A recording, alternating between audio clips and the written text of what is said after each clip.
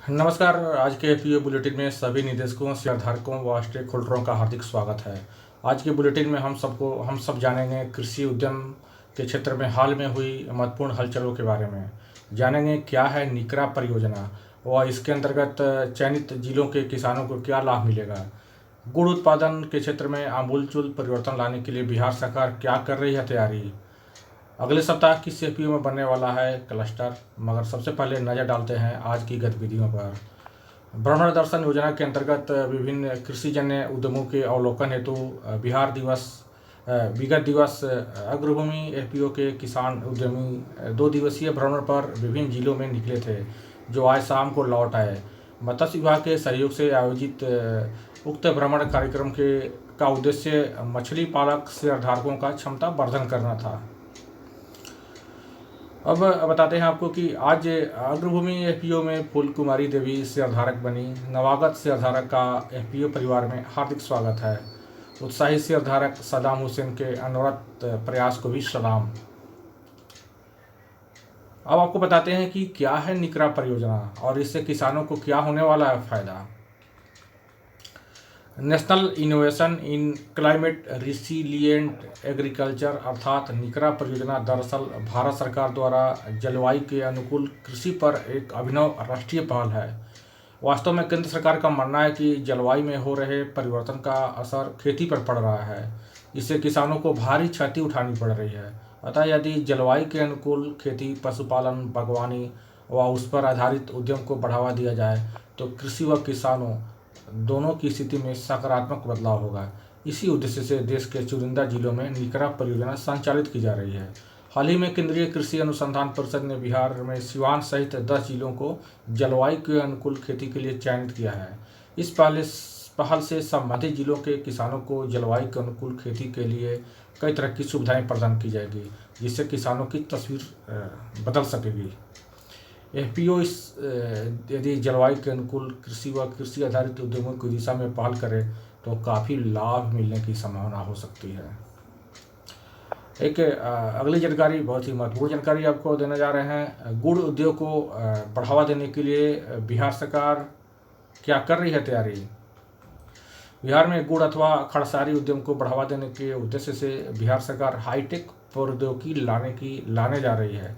इसके लिए बिहार सरकार ने चंडीगढ़ के एक प्रतिष्ठित उद्यम developer spray engineering device limited को बिहार आमंत्रित किया है। उक्त कंपनी की गुड़ उत्पादन तकनीक पूर्णतः विद्युत ऊर्जा पर आधारित है। इसमें बॉयलर का इस्तेमाल नहीं करना होता है। फलतः इस तकनीक से गुड़ उत्पादन करने पर धुआं व कार्बन का उत्सर्जन नहीं होगा। इतना ही नहीं, इस विधि से भूजल का इस्तेमाल भी नहीं होता है। ये तकनीक पूरी तरह स्वदेशी है। आगे चलकर इसी उद्यम में 2G एथेनॉल बनाने का भी काम आरंभ किया जा सकता है, जिससे किसानों व गुड़ उत्पादकों को अतिरिक्त आमदनी प्राप्त होगी। गन्ना उत्पादक क्षेत्रों के एफपीओ के लिए यह उद्यम अत्यंत ही लाभकारी रहेगा, अतः उन्हें इस दिशा में ससमय आगे बढ़ना चाहिए। अब डालते हैं आपको अगली नज़र कुछ महत्वपूर्ण आगामी गतिविधियों के बारे में जानकारी देने के लिए। अग्रभूमि एफपीओ के निदेशक श्री राजीव रंजन सिंह की पहल पर अगले सप्ताह महाराजगंज में मछली क्लस्टर का गठन होने वाला है। क्लस्टर के गठन से न केवल मछली की उत्पादन व उत्पादकता में आशातीत वृद्धि होगी, अपितु मछली उत्पादकों के उनके उत्पादन का समुचित मूल्य भी मिल सकेगा। इससे उनके आय अर्जन में इजाफा हो सकेगा। साथ ही वे पहले से हाईटेक तकनीकी जानकारी व आधुनिक संसाधनों से लैस भी हो सकेंगे और मछली पालन कारोबार पहले से आसान व लाभकारी बन सकेगा। और हाँ, उपभोक्ताओं को सस्ती व ताज़ी मछलियाँ मिल सकेगी, सो अलग। आइए संपर्क करते हैं राजीव रंजन सिंह से कुछ जानने के लिए इस दिशा में। राजीव रंजन जी, आप हमारी आवाज़ सुन पा रहे हैं क्या। हाँ सर, नमस्कार, सुन रहे हैं आपकी आवाज़। अच्छा राजीव जी, आप महाराजगंज में एक मछली क्लस्टर बनाने की दिशा में आगे बढ़ रहे हैं, तब तक उसमें आप बताएंगे अब तक क्या तैयारियां हुई हैं आपकी। तो सर, यहाँ जो मछली विक्रेता है, यह मछली कारोबार से जो भी जुड़े हैं उन लोगों से बात हम कर चुके हैं। वो सारे लोग क्लस्टर बना के अपना विकास करना चाहते हैं और इससे जुड़ना भी चाहते हैं सर। तो उस दिन कितने मछली जो उत्पादक है क्लस्टर में शामिल होने की संभावना है, कितने लोग शामिल हो सकते हैं मछली उत्पादक। तो वक्त 40-50 लोगों से बात हो चुकी है और सभी लोग संस्थापित होने के लिए उसमें तैयार है। अच्छा, तैयार है लोग। तो किस तारीख और कितना बजे रखा गया है, एक मीटिंग रखा गया है? 9 तारीख को सर 11 बजे से रखा गया है। अच्छा अच्छा अच्छा राजीव जी, आप तो मछली पालन कारोबार से पहले से जुड़े हुए हैं काफ़ी दिनों से।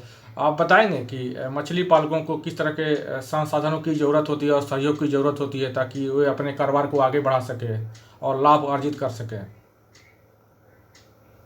सर इसमें मछली पालकों को नस्ल का बीज मिल जाए, फीड मिल जाए और नया टेक्निक जिससे रेटर लगा के अपना वो लोग प्रोडक्शन दुगुना कर सकता है।